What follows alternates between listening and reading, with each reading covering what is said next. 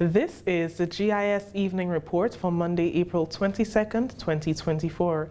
I am Chrisanne Mitchell. In the headlines, major players in the regional tourism industry in Grenada for Sustainable Tourism Conference 2024. We'll have details to this story and more after the break.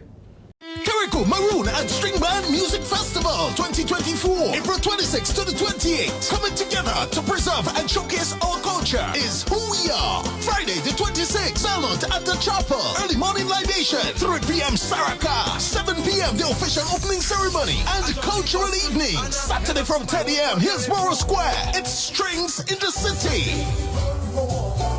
Then at 8 p.m. we move to the Botanical Gardens for cultural explosion with local and regional performances featuring Touch, the band. Admission $60. Then on Sunday, it's the grand finale, Paradise Beach. From 12 noon, musical entertainment. And from 4 p.m., Paradise Beach Friends, cultural entertainment and live music. Admission $20. Come along to dance the quadrille and big drum on Paradise Beach every Sunday after the launch until the festival ends. Carriacou Maroon and String Band Music Festival 2024, April 26th to the 28th. Welcome back. Tourism sustainability will only be realized when there is acceptance that everyone must be included. Words of Executive Chairman of Sandals Resorts International, Adam Stewart, featured speaker at the opening ceremony of the Sustainable Tourism Conference being held in Grenada.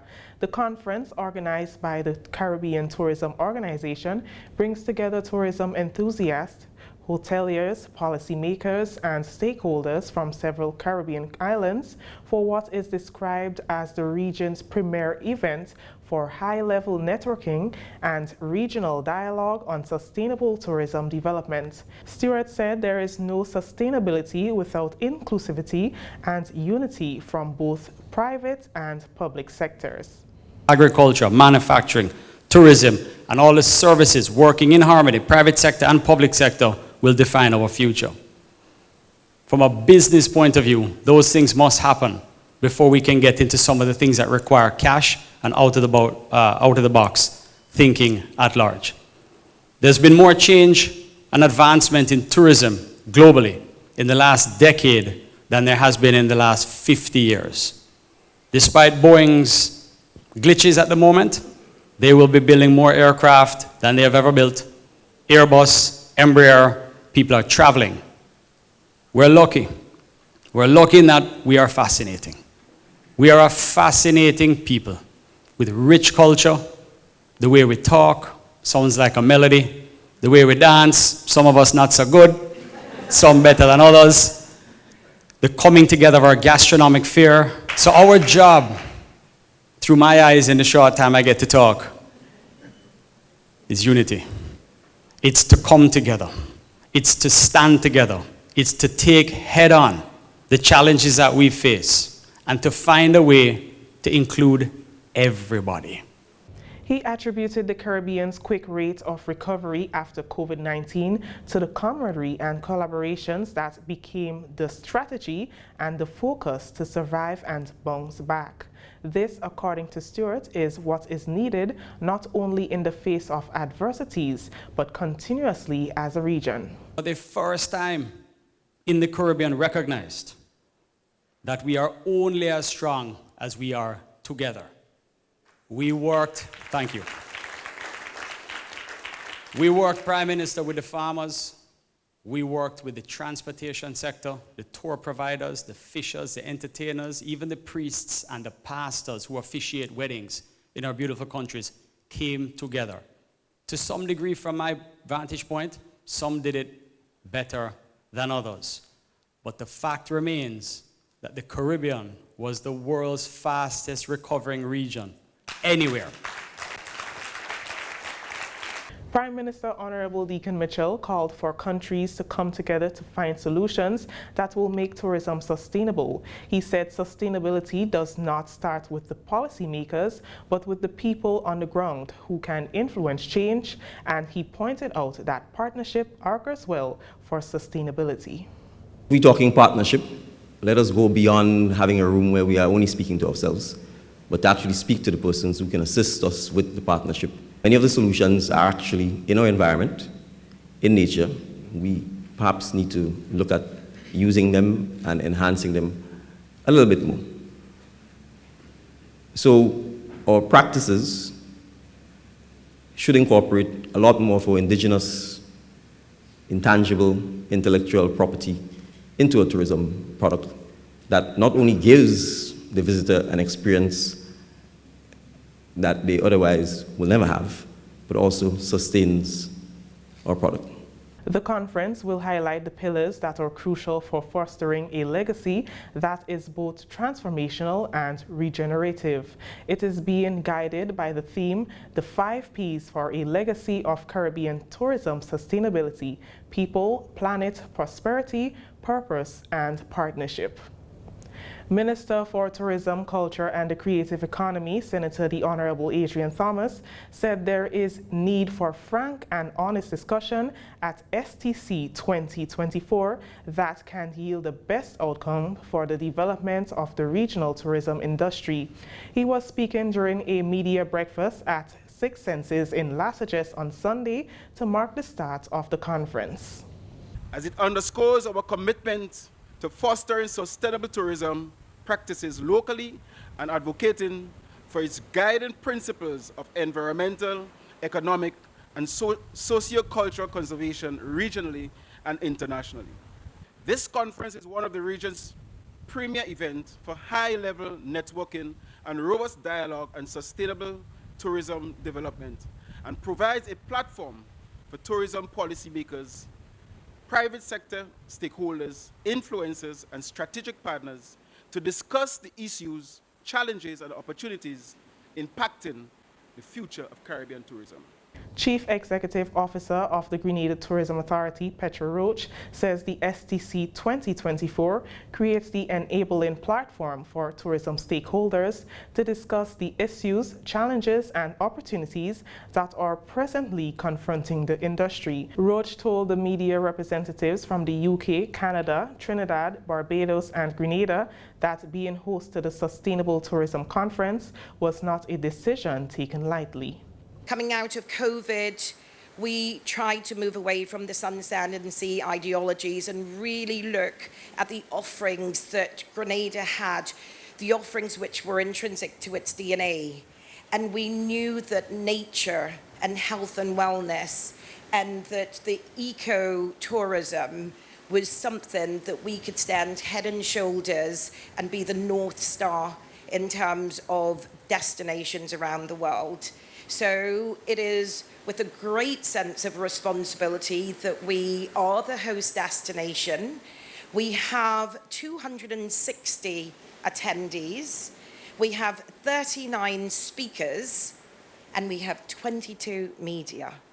And I can say without a shadow of a doubt that you are going to be provoked, you're going to be scintillated, you are going to walk away with a deeper appreciation of the challenges that we as small island developing states do have to face on a constant basis. Secretary General of the Caribbean Tourism Association, St. Lucian, Donna Prosper Regis, is the first female to head the CTO with over 22 years of experience within the tourism industry. Prosper Regis shared important information from a 2023 report where the Caribbean saw amazing results. 14% increase in international stayover arrivals. Grenada in particular emerged as one of the top performing destinations. Additionally, the Caribbean registered approximately 32 million stayover arrivals, 4 million more than 2022. The Caribbean also received an estimated 31.1 million cruise ship passengers, an increase of 11.3 million. This, ladies and gentlemen, set a new record for the Caribbean. Tourists are now more than ever eager for new tastes and experiences, for revitalization of our local culture and cuisine. The demand for culture and ecotourism experiences creates opportunities for communities to share the heritage and conservation techniques which are vital for environmental resource management. And as I listened to the presentation before me, I really want to take a moment to congratulate and thank this amazing resort for embracing practical solutions to sustainability. As many as 39 speakers are expected to present during the 3-day Sustainable Tourism Conference, which will conclude on Wednesday, April 24th. We'll be back after this break. As we navigate the complexities of the current environment, it is critical that we reevaluate our approach to tourism development, emphasizing 3 things. 1, sustainability, resilience, and inclusivity. This will ensure the region's development preserves the natural resources that attract visitors while supports community life and sustains local livelihoods. This conference is particularly significant in offering a platform for stakeholders across the region and beyond to explore solutions to sustainability challenges and to take advantage of the many opportunities available over the next 3 days. As many as 39 speakers are expected to present during the 3-day Sustainable Tourism Conference, which will conclude on Wednesday, April 24th. We'll be back after this break. The Ministry of Agriculture and Lands, Forestry and Marine Resources is pleased to partner with our local farmers and fisherfolk, as well as other enthusiastic individuals, community conservation activists, and national interest groups in recognizing the observance of International Earth Day, April 22nd. This international observation seeks to demonstrate support for environmental protection, a key aspect of the goals and objectives of the Ministry of Agriculture and Lands, Forestry and Marine Resources. We therefore invite one and all to see themselves as having an integral role to play in preserving Mother Earth by consciously planting more trees, protecting existing trees, reducing the use of harmful chemicals and plastics. This year's observance is guided by the theme Planet versus Plastics. Let us all do our part in protecting our environment and leaving a legacy for the future. International Earth Day, April 22nd, 2024. Thank you for staying with us. A virtual consultation on cybersecurity resilience in Grenada and the Caribbean will be held tomorrow from 10 a.m. to 1 p.m. It is targeting IT personnel, the business community, the financial sector, and the public. The consultation will be facilitated by the CARICOM Secretariat under the CARICOM Cyber Resilience Project 2030 with assistance from USAID. The goal is to develop a comprehensive cyber resilience strategy that will empower CARICOM countries to collectively improve and harmonize their cyber incident policies and responses, elevate capacities, and cultivate greater resilience in the face of emerging digital challenges, which will in turn bolster regional and national legal and regulatory frameworks.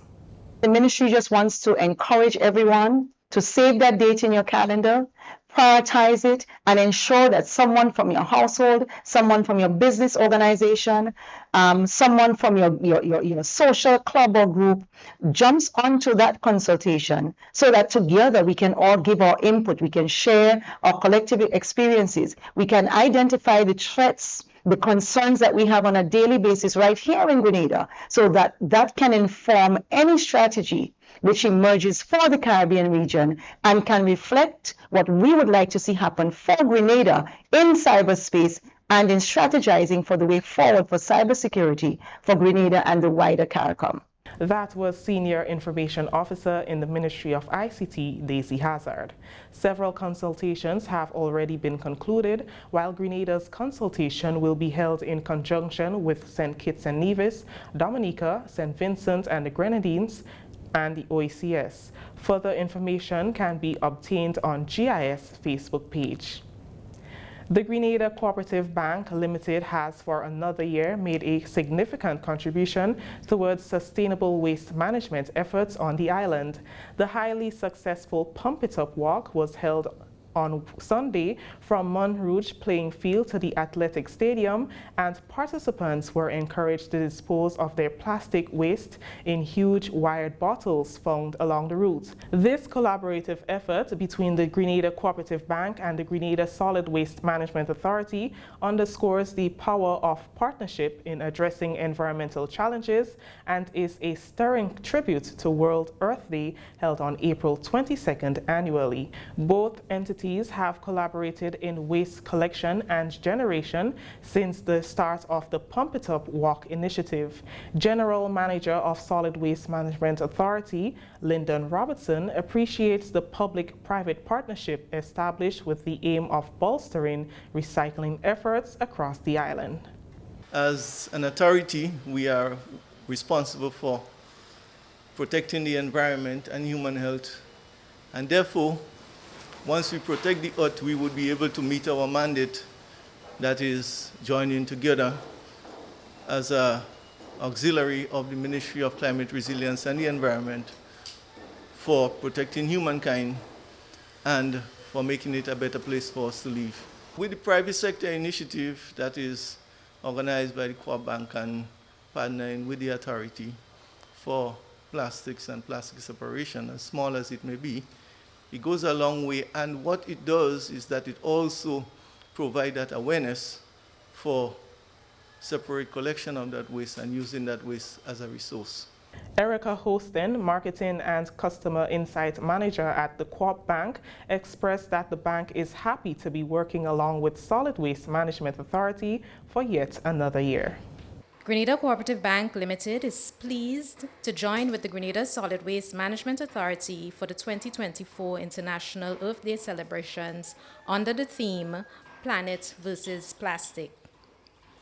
This initiative today fits nicely under two of the pillars of the bank's community outreach program, that of preservation of the environment and promoting healthier lifestyles. Hostin said the event, which has grown over the years, continues to receive compliance from participants. Last year, at last year's Pump It Up event, the authority had the opportunity to showcase the bins, the new bins, introduce them to the public, and to publicize their waste separation efforts as well as their recycling efforts. And for this year, participants witnessed increased numbers of these bins at the venue and along the route of the walk. The Ministry of Climate Resilience is the line ministry for the Grenada Solid Waste Management Authority. Perron Johnson, Permanent Secretary, appreciates the efforts of both Solid Waste and Co-op Bank in committing to environmental sustainability.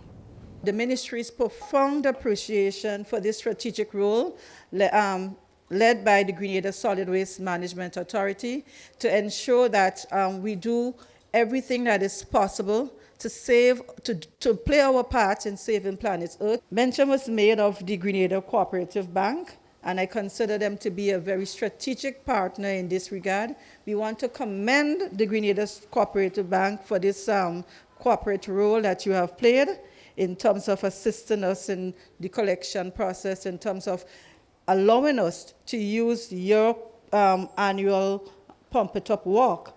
A number of students also joined in for the World Earth Day exposition at the Solid Waste Management Authority site at River Road. And finally, Moss International, the Grenadian band that emerged from the heart of Grenville, led by the late Don Charles, an A-class musician, is celebrating 50 years. Moss, which is the acronym for Masters of Sweet Songs, is a well-known name throughout the region and is associated with the official birth of the jab music in Grenada, taking it from the goat skin drums into the studio. On Saturday, a media launch was held at Simone in St. Andrew to unveil plans by the remaining members of the group to host 3 major activities in July. One of the founding brothers of the Moss International, drummer Ricky Charles, says the love for music and commitment to the art form are a few of the contributing factors that kept the group together over the years. It tells the story of how much fun we've been having for the past 50 years, because you can only keep doing something if you're enjoying it. And we've traveled far and wide. We've played up out of almost every location in every parish in this island, and we've always had fun doing it. And you know, the joy of seeing people enjoy your music is what is, and plus the joy that you get from playing the music is what really keeps you going. So it's nice to look back, and it's unbelievable how long it has been. But I guess time flies when you're having fun. Minister for Culture and the Creative Economy, Senator the Honorable Adrian Thomas, attended the media launch of Moss at 50. He said to reach 50 in anything you do calls for recognition and celebration. 50 years is no mean achievement, and I think 50 is always a big deal. And you would have seen what we have done with 50 years of independence in Grenada. So I think that Moss International have a lot to celebrate. I have known those guys and them for a very long time, since in the late 70s. And I can even recall some of the Calypsonians that they have impacted on, people like Timpo, Darius, Mr. D, Titus, you name them, I mean, and great Calypsonians you are talking about. What they have been able to rub off on some of our young Calypsonians is the commitment to Calypso and the development of the art form. They are, I can say that they maybe take the praise and the glory for the job music in Grenada, which is a big thing compared today in Grenada. And the Jamulasi, all of us will remember the famous song with Calypsonian MC. I think this has been the butt of job music in Grenada, and we have capitalized significantly on that music. This song was the road march many years ago, and I think the beat is still relevant and it's still captivating and it's still signal and it's synonymous to Grenada Carnival. So the work that Moss International has done over the years, how important it is for other producers to take a note. I know that technology has improved and beats and songs has changed, but the mere fact that that style of music stood the test of time. But apart from the style of music, I think those guys have been able to take the music to higher heights in regards to where music started and how people used to record in Grenada.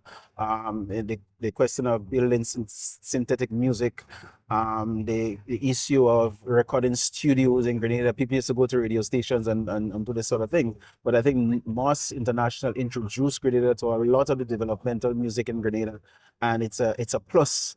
And I think they must be credited for all that. Their contribution has been significant. Moss was also responsible for the famous Calypso Castle that produced a number of top Calypsonians and Calypsos. One member of the Calypso Castle tent was Christopher Antoine the Squeeze. They made a very important contribution to the Calypso art form in Grenada, to the music and the whole in Grenada. And one thing I can say is that as a Calypsonian singer with Moss International, sing at a very young age, I was always my own composer. And whenever I compose a song and it goes to Moss International, if ever I make a mistake, they would say to me, I find that one changing and that one changing. And one thing I learned about them, they always said to me, stick to the point, go straight to the point. Calypso and songs don't go around bushes, they just stick straight to the point. So up to today, when I write a song, I just go straight to the point. That's why I don't sing 5 and 6 verses, because when you do 3 verses, you already make your point. The activities will include a Calypso show at the Lux Cinema in July, where Calypsonians who were attached to the Calypso Castle will perform, and events at the Pier 57 on July 13th, and a street jam in Grenville on July 14th. This brings us to the end of the GIS Evening Report for Monday, April 22nd, 2024. I am Chris Ann Mitchell saying thank you for viewing.